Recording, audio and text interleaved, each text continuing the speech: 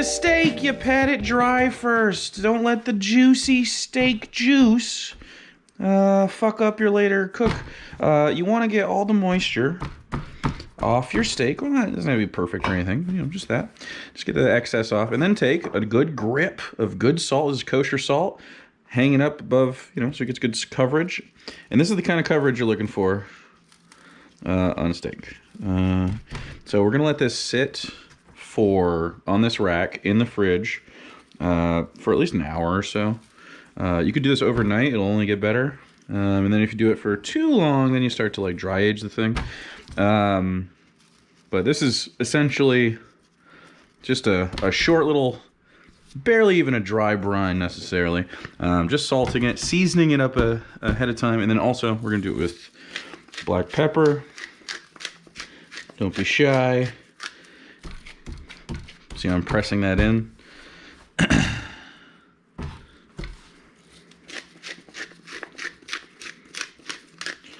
You can also do this on a cutting board and like roll it around. You've probably seen that before if you're a steak person. A little bit on the edge here. This will be really tasty. Anyway, this is a ribeye. So this is a kind of a fattier cut of meat. We'll be doing this on the grill. So you'll see this kind of like render out. Otherwise, if you were pan searing this, I'd probably cut this big fatty piece off, but you can also trim it if you just don't want to eat that. You can also I cook it, and then if you don't want to eat it, just get rid of it. But this is a beautiful piece of meat from my local butcher. Do a little bit more salt on the edge here. There we go. And that's it. Steak prepped. We're gonna take this and just pop it into my fridge, and it's gonna sit in the fridge for about an hour. And then when it's done, we'll be back. Okay, we're grilling. All right, first step. Grill's on. Grill's on already. First step, scrape your grill.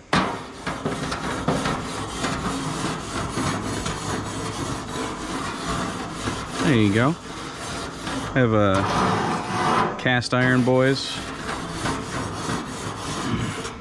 Good to go. You just don't want any like major shit everywhere. This is warm. First things we're gonna do is I'm gonna prep all this right here, right at the grill, because it's really easy. Salt and pepper can go over here for a sec. Yeah, salt, pepper. Okay, so I got corn, I got a few potatoes, some thyme, and a steak that's been pre-seasoned. You saw that already. So first thing we're gonna do, this is olive oil in a sprayer. Just give it a little spritz. In fact, I should do it over this.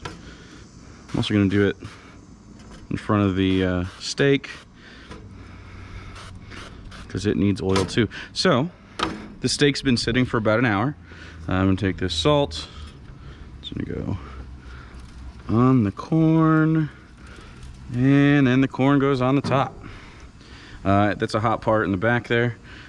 Same thing with the potatoes. A little salt. Okay, here's one. Let me see, this is pretty easy. I got salt in my hands too, so I can just kind of do that. There, and actually these are a little bit bigger than normal. I'm gonna put them down here for just a second and let them start going. This isn't quite super hot yet. Okay, we're gonna shut this, and we'll be back in a little bit. I'm gonna let these heat up. We'll see how long it's been. Okay, you can see the grill is getting closer to 500 degrees on the top here. This is gonna serve two purposes. The first thing I'm doing is I'm getting these potatoes nice and happy. You can see they're starting to get color on them, so I'm gonna lift these to the top. I just kind of wanted them to start heating up because potatoes take a minute. Well, they take 20 minutes or so, maybe longer at this heat. And then you can also see we're probably gonna get a little bit of color on the corn there, and we're just gonna flip that to the other side. So this is serving two purposes. We're gonna shut this now and let this keep cooking. But as you can see, the temperature drops. So it's really important that you keep your grill closed a lot. People tend to open the grills and stuff, and that's just no way for that to build heat up in there. Don't do that. We're gonna let this get back up to 500 and stay there for a little bit. Or close to it. This is preheating the grill grates as well, so that when we put this steak on, that you can see just continues to be seasoned and looking good. It will help this get browned faster and more delicious looking, so we won't have like gray steamed meat or whatever. I don't know, I think that's it. So we're gonna wait for these to cook for a little bit. We're gonna let this get at 500, and then things will start moving a little bit faster. Like we're gonna put this on for a couple minutes each side, probably 4 minutes or so each side. I haven't actually timed it. I just sort of like look at it, so we'll see what happens. All right, you see the temperatures climbing. Actually, I want to look at this real quick because I want to see how fast these potatoes are cooking. Let's let this get to 500. You see how like there's no rush. Like just let this get up to temp. Don't be scared of the heat. This is what grills are for. It's for high heat cooking. That's why we do it outside. Because if you do temperatures like this inside, it makes your house uncomfortable, and you know, you could be dangerous. You could light a fire on something. It's about 500. Just look at it. Oh yeah. See, we're getting more color on this. I'm just gonna give it like a quarter turn. These are getting color. Yeah. So this is good. This is a good pace. We're gonna shut this, and we're just gonna leave this going. I'd say probably 3 or 4 minutes. We'll see. Okay, it's been 2.5, 3 minutes or so, and you can see lots of good color on there. You know, we want these to be a little crisp and stuff, a little nice. Cook through the. This is pretty big. I usually cook fingerlings. We'll see, but I want to cook this steak. It's getting a little hairy out here. Those will carry over and cook for a while. Okay, so we see some good color on the corn. I'm gonna spin it so the fat side gets a little bit of that heat as well. Okay, so first thing we're gonna do is we look at the steak. We see the moisture on top of it. We're gonna dab it. Okay, we don't want to have a wet steak going in there. If you don't dab it, you're gonna have, you know, moisture from the steak that you're boiling off with the heat. You don't want that. You want dry. You hear the wind. Okay, so now what we're gonna do, we're gonna spray this with oil. You can do this right over, actually. Just one side there, and then go all the way to the back, hot part. Beautiful. I'm gonna spray this side too. And then we're gonna shut it. And we're gonna let that go for a little bit. We'll be back. All right, you see we got back up to above 500. Open it up. We're gonna let that keep going a little bit. I just wanna toss everything around a little bit. We'll talk for a second. It's not gonna take long. Move that away from the steak. You see this is starting to blister really pretty. Let me put this guy down here a little bit. I think he needs more heat. This is gonna keep going. All right, so it's gonna cook for, you know, 4 or 5 minutes aside, maybe less, depending on the cut, maybe more if it's thicker. I'm just gonna look at it. I could usually just tell. I also brought thyme. We're gonna hit it with some thyme at the end, just to give it a little more round flavor goodness. And then importantly, we're gonna let it rest. So I'm gonna pull it out on the cutting board. I'm gonna walk over the table, set stuff up, and then we will let it rest. But when I cook steak outside, especially when you salt it early, it helps retain a lot of moisture. So when you salt it early like this, I'm not so worried about what doneness I get. I usually get about a medium, but I worry about what the outside looks like because I want that fat to render, and that's way more important. If we get to the fat rendering, it's very unlikely you're just going to overcook this thing if you're paying attention, right? So just, you know, stand here. So now I'm going to flip this because you can see like kind of the crispies on the edge, and you can see there's flames happening, so I know that fat's dripping down. I'm going to flip this. Yeah, I'm gonna flip this. Actually, no, I'm gonna leave it. That's looking really tasty. If it doesn't want to come up, when you pull it, it's still kind of cooking a little bit. Sometimes they'll fuse a little bit, but usually the meat will tell you when it's ready to go. See how good this is looking, man? It's good corn. All right, we're gonna let that get back up to 500 again. So you see how the temperature doesn't drop a ton, and this is just cooking steak. What I want is the bottom to get like caramelized before I flip it, or at least start to get caramelized. It needs to go, probably it's gonna hit 500. I'm gonna flip it one more time onto the other side, and then we'll do some different angles so it gets a little bit better heat on it. You can hear it though, I think. Maybe the mic on this is only picking up other stuff, but I can hear the sizzle. So if you can hear the sizzle, that's good. Just get up to 5, a little bit further. This is just how I do it with this grill. It'll change based on the grill, how quick this goes, how slow this goes, but yeah, oh yeah, I can already see it. Yeah, see how it comes up much easier? Yes. And then you can see, let's do it this way. Whoops, there we go. Let's do it like that. Give it a little press, because you want it to make good contact. This is good to go. I'm gonna set this over here to cool. Over here. I'm gonna set these over here to cool as well. These will carry over cook for a while. They're gonna be molten fucking hot. So now that is just steak going in there. These are gonna cool. This is gonna keep going, and then when I'm about to flip it, I'll be back. All right, back up above 500. You can hear it sizzling, dude. You can see it. I'm gonna go like this. Now you see I did a different angle. I want this fat to be able to render better. Oh yeah. Yeah, it's still good to go. So this is cooling. I'm gonna transfer everything over the other one before, but yeah. If you want to, it's really good. Hit this with more black pepper. And then I strongly suggest, whether you like butter or whatever, if you like butter, it's a thing. Obviously, butter and corn's really good. I don't have any butter out here. I certainly don't have any that sprays. Spray it just one more time with butter, or olive oil in my case. Also these. And you'll thank me later, because that fat's gonna sit on there and get up in the corn goodness. I'm trying to think if there's anything else that I should bring up in the process of grilling. If you want it to look pretty, 4 flips, including the first one. So set it down, 1 flip, and then now to the flip we're on, and then to the next flip, just to have it like diamond-y shaped or square or whatever. But who gives a fuck, right? It's gonna taste good. There's no real rule to flipping, but if you flip too early or too often, you'll not get the lines and stuff. Man, I can see this rendering. I think I'm gonna flip it. Oh yeah, you can see, ooh, it's falling on. That fat rendered and it fell right apart. Yeah, you can see the connective tissue breaking down. This is pretty good. This is where we're headed. This is what we want. That's gonna get nice and charry too. Beautiful. Okay, we're pretty close.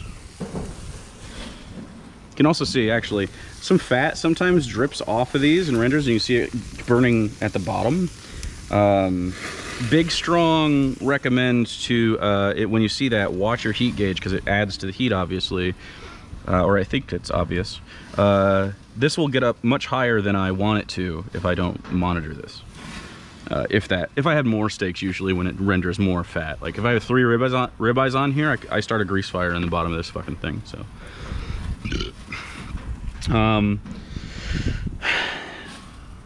let's talk about this grill. It's not the grill that I'm gonna end this with, this whole backyard thing, but it's the grill I'm gonna have until our deck is finished. And then when our deck is finished, I'm gonna have a more, I don't know, robust situation. I didn't want to splurge on a grill if I didn't know where it was gonna be. Oh man, that is, oh god, dude. Okay, this is done. This is done. We can let it sit over its flame for a moment. It's a grease flame. Remove this. Oh yeah, I guess I have a little bit of a, should have brought a beer koozie, dude. I don't drink a lot. More of a smoker, dude. Okay, so here's a ribeye. I'm gonna pull it off, bring it over here. It's gonna rest for a second, and then we'll cut in. Well, I mean, I just pulled it off. I should show you this side too. It's fucking busted, dude. Obviously, like, look at that shit. Anyway, we'll be right back. Okay, so it looks really fucking good. Everything is, well, it's not quite where I want it. Let's reorganize this. Let's reorganize the situation. I'm right-handed. These are pretty warm. This don't need to be on there. Let's bring this beautiful fucking ribeye. Oh man. Oh yeah.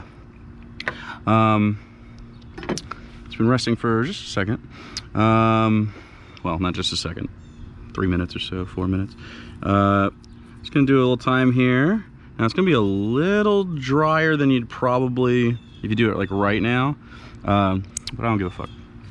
Do it earlier when it's resting, and it'll have time to hydrate if you have like drier time. You see, I also have a plant here, and wow, that guy's going fast. You hear that guy? Going so fast. And I have some rosemary in my backyard. Anyway, I'm gonna try the corn first. Let's say the best for last. Oh yeah, man. That's so good. Get the little char. You can go further than this as well. Corn will hold up for a long time. Potatoes should smash if it's the right one. Maybe. Let's see. Yeah, so I think we have like a little bit of a...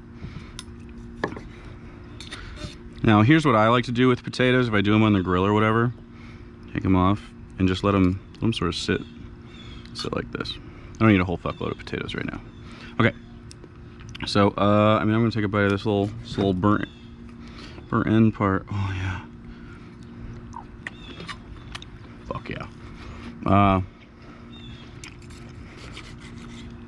Anyway, as you can see, medium well or so. Whatever it takes to get this stuff happening. Rendered fat is like the best. Oh, yeah. Here's the way to go.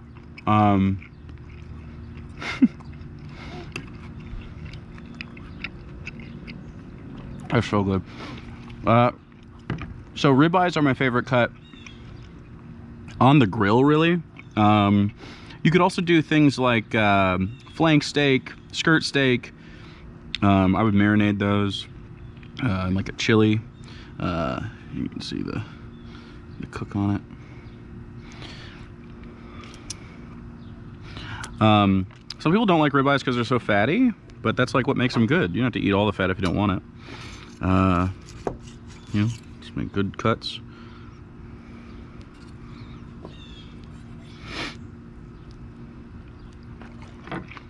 Yeah, dude, it's perfectly rendered. That's what you want to wait for. Don't pull it early. The rendered fat's the point.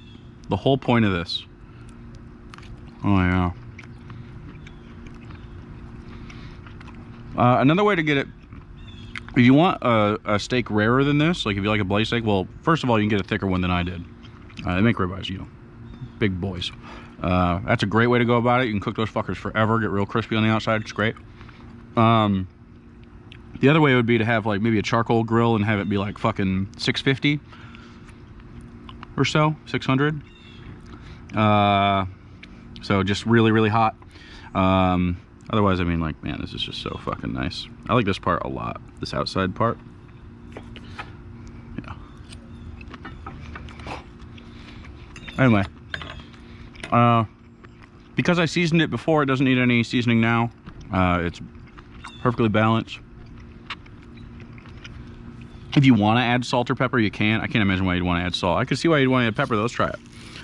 Let's do a little fresh cracked on it right now. See what I prefer. I mean, it's just peppery. Both are fucking good, dude. Yeah, you can do whatever you want. Live your life. Ooh, potato. Potato. You also can do, I prefer fingerlings. You can also just bake a potato in the oven or something while you're doing this. So good. Yeah. These probably need to be on just a second longer. Well, 2-3 minutes, but fuck it. Ooh, also, if you really want to go baller, put the potatoes on really, really early, and then when they get to this stage, fucking mash them down. Well, maybe this one's not done enough. Anyway, mash them down, and then put them back on the grill, and they'll have new surface area. You can also do this in the oven. Like you take a little olive oil, make smashy potatoes. So good, dude. So take them, let them cook all the way, smash them down, toss them again with olive oil and salt and pepper, and then put them back in the oven or on top of the grill. As long as they're little waxy potatoes, like you know, anything yellow like this, fingerlings, even red potatoes will do it. They'll hold together and they turn into like little, you know, delicious, crispy potato boys. Anyway, that's how you make a steak. This is corn, potatoes, and steak. Yeah, that's it. Anyway, you can see it's also very even. Easy. Anyone can do it.